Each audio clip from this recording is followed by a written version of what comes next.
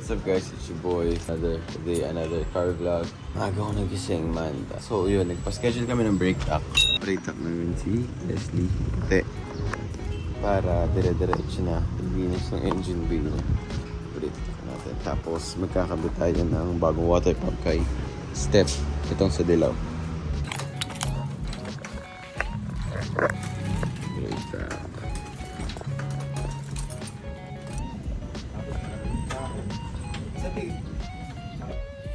Waiting lang tayo guys. Wala pa si Maui yan. Tayo natin. Yung water pump di natin alam. Tayo ba yung mag-install? So we'll see natin.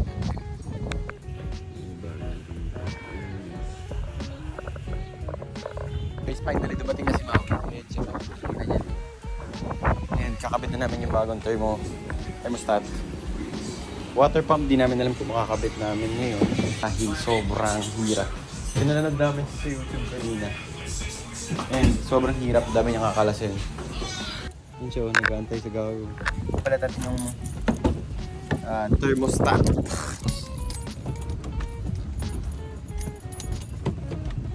Agay bumukas? O bukas na, uwi? Bukas na eh. Ang ina nito. Hila ko ng hila dito.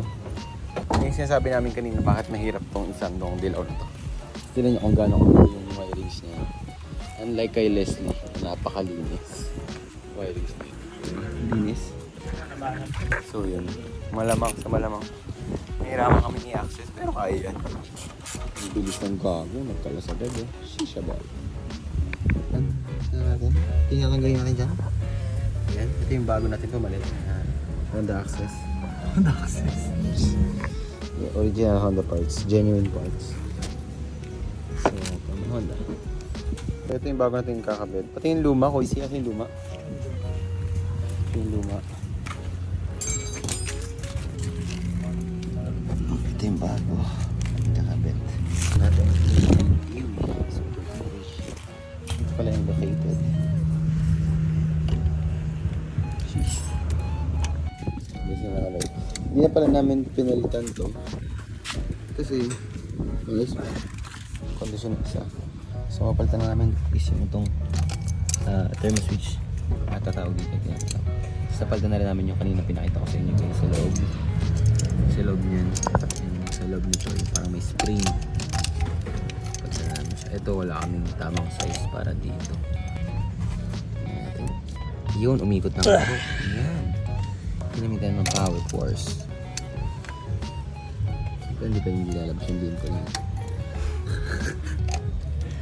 Yeah boy. Okay, push. As usual. Ang bago natin. Ang tawag yung thermo switch? So para din mga nakakalam kung ang thermo switch, siya yung magbabato ng indicator sa dashboard mo. No? Actually, hindi. Siya yung kunwari, gago. Siya yung magbabato ng indicator sa fan para umikot sa certain temperature. Para tulungan niya yung radiator lumamig. Okay. So ito, dito na connect yung fan. So ngayon pag may certain temperature na na-reach to, magbabato siya ng signal sa fan para umikot na. Video na yan pa. Ano yung sasabihin ko? Huling update ko napalitan lang yung thermostat. Ay guys, so ito na, tinitest na namin yung sasakyan after namin palitan yung thermo switch saka thermostat baka kasi makuha doon. Then, ayun ito. Goods naman siya. Hindi ba siya nag-overheat? Pero pinaka-the best kasi talaga namin na test is SLEX, Expressway. Try namin sa SX mamaya if ever baka doon siya lumabas. Pero normal kasi sa sasakyan if ever yung red line. Ay hindi, case USD kasi hindi talaga hindi talaga siya nag-overheat or tumataas yung temp kahit sagat-sagarin ko. As of custom, Fuck you!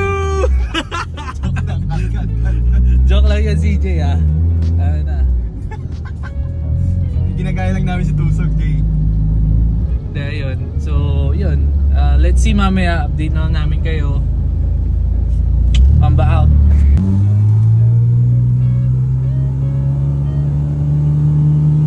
Ayun. Binirit namin, kita nyo naman. And yan, tumaas nga. Hindi siya thermostat. So, pinaka-the best assumption na namin is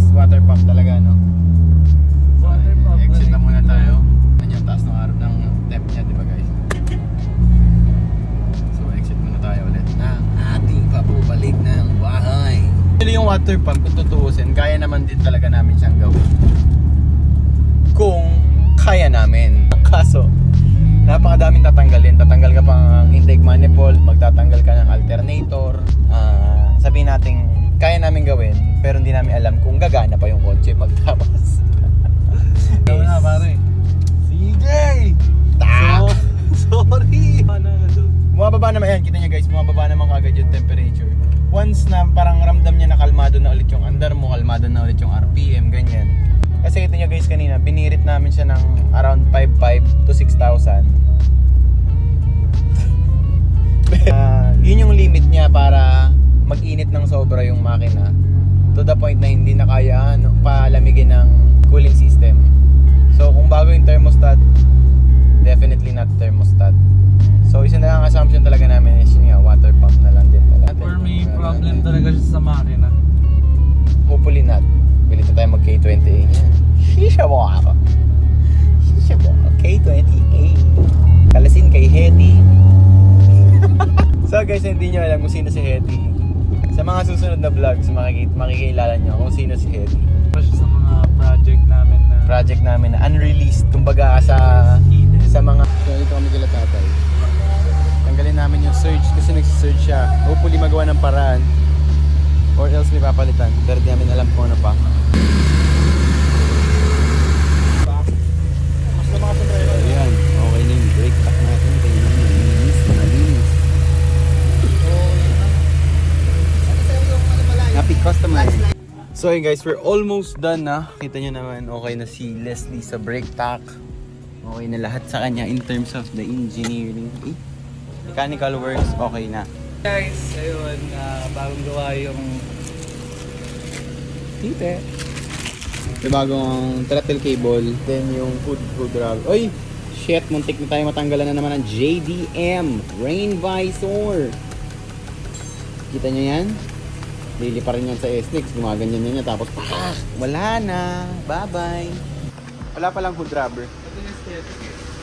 Door lang muna. Ito, yung sa ganito lang pala muna. Hindi pa pala kami naka-order ng hood rubber. Tangina mo.